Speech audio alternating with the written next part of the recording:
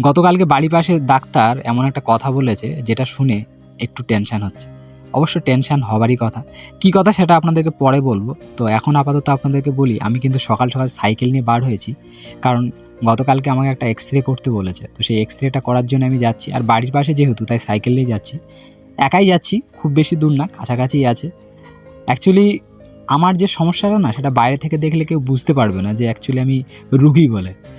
একমাত্র আমি বুঝতে পারবো যে আমার সমস্যা আছে।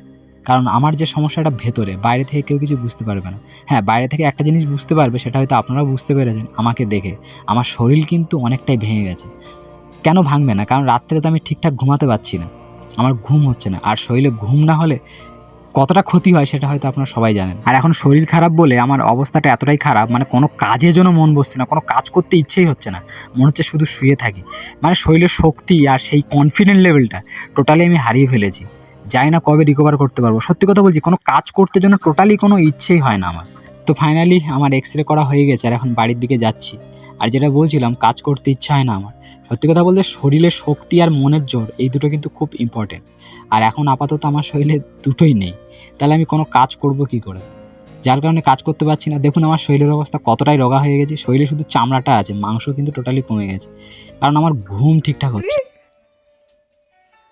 হ্যাঁ, কে রে বাবু?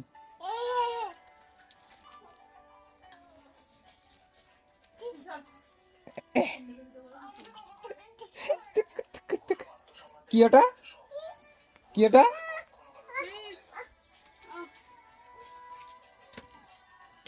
তবে সবশেষে একটা কথা বলি, তুমি যতই অসুস্থ থাকো না কেন, তুমি তোমার ফ্যামিলিকে কখনো বুঝতে দেবে না। কারণ তাহলে তোমার কথা চিন্তা করতে করতে ওরাও হয়তো অসুস্থ হয়ে যাবে। তো আজকের এই মিনি ব্লগটা এখানে শেষ করছি। ভিডিও বড় করতে পারছি না, এর জন্য দুঃখিত, কারণ শরীরটা খারাপ।